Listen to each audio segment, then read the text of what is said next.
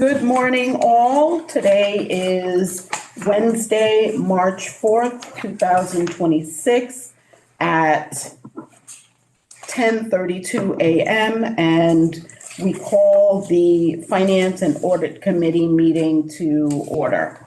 Will you please take the roll? Marcelo? Here. James Picone? Here. Brian Durian? Here. Wonderful. We'll move along the agenda to approval of the minutes from September 29th, 2025. That was the last time the Audit and Finance Committee met.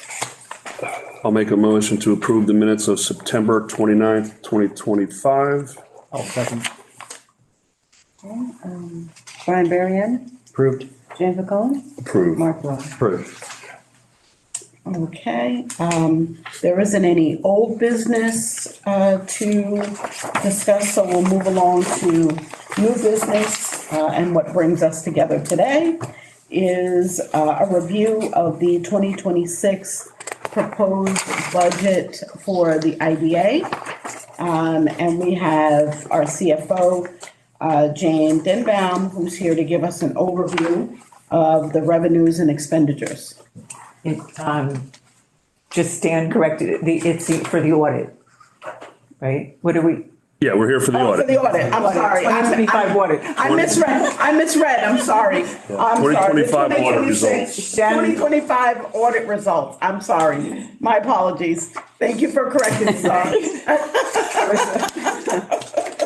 And Shannon from RBT is she will walk us through. No problem. Yeah. Good morning, Shannon. Again, Good morning, Shannon. I'm so sorry. No worries. Everybody. It's still early. All good. Okay, so if we go to page 1, this is the opinion based on the financial statements, and the IDA did receive a clean opinion, which is what you're looking for. Yes, it is. And pages 2 and 3 are just a continuation of the opinion letter. Pages 4, 5, and 6 are just a summary of what's in the rest of the financial statement. So instead of going over that, I'm going to go to the actual meat of the financial statements, which starts on page 7, which is the statement of net position. So I'm just going to point out some key changes from last year to this year. You can see your cash is down about $71,000, and you'll see that Cricket Valley escrow deposit is up about $52,000, and that's just the interest that was earned on the account, which then will correlate to the exact same amount that's down in your non-current liabilities. So those two numbers always match.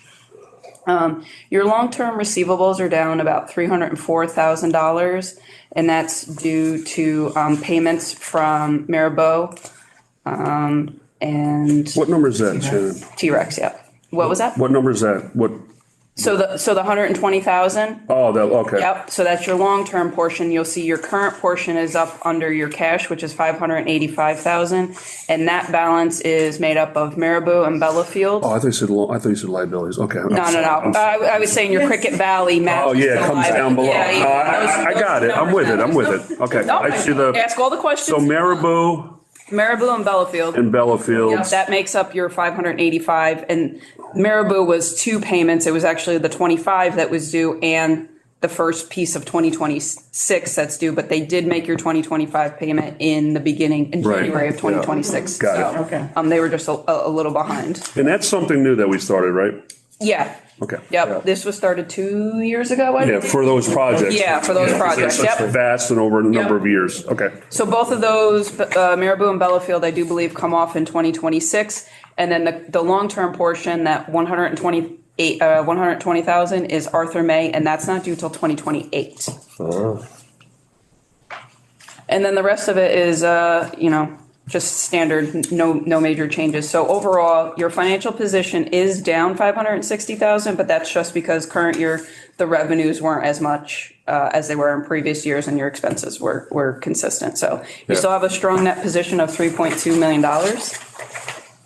On page 8, we'll talk about your revenues. So you can see last year there was 775,000. This year there's 80,000.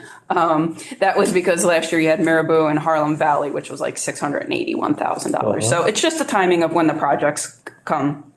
Your expenses are only up 23,000, and that's just based on legal and monitoring fees, but fairly consistent. And your interest income is down slightly with 13,000 there, and that's just interest rates. So again, strong net position. Page 9 is just showing how your cash changes based on the activities that we just went over in the previous 2 pages. So it shows you how you get from your starting to your ending. And then on page 10 through 12, it's just your disclosures. There were no new disclosures. Nothing changed from previous years. It just gives a little more background behind. Yeah, that's the meat to the fun. That's the explanation of the numbers. Yep.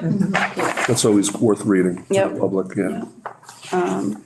And then if we go to page 12, that's your schedule of conduit indebtedness. So at the end of 2025, there was just shy of $17.5 million of outstanding debt between those 2 entities. Uh-huh.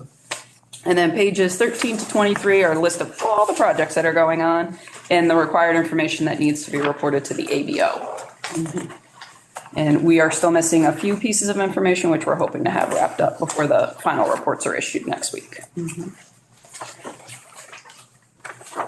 And the final piece to the financial statement is. Can we go back Yeah, one absolutely. second? Okay, the 17.5 is on the Dutchess County IDA because it precedes the Dutchess County LDC, correct? Right, okay, just so we know. Yeah.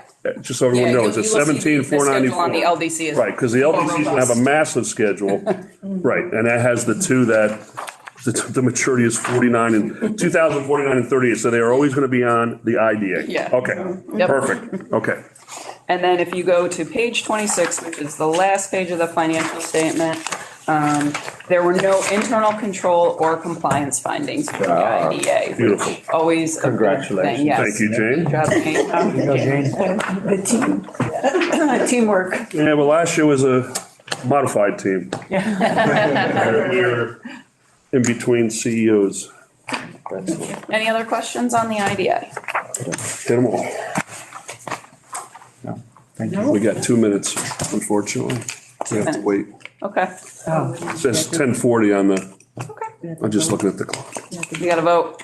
So We have to vote. we have to vote. We could do that. Recommendation, correct? Correct. Okay, so as the finance chair, I make a recommendation to propose that the board accepts the 2025 audit as discussed by RBT, its findings, and the report itself in our next board meeting on the 11th of March.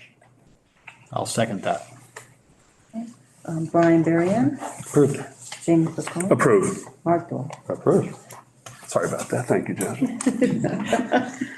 I didn't know we make a motion here. I know we have to present it to the board on the, I couldn't remember. I shouldn't say it. No. All right. And with that, it's now 10:39, so we will adjourn the IDA portion of the meeting.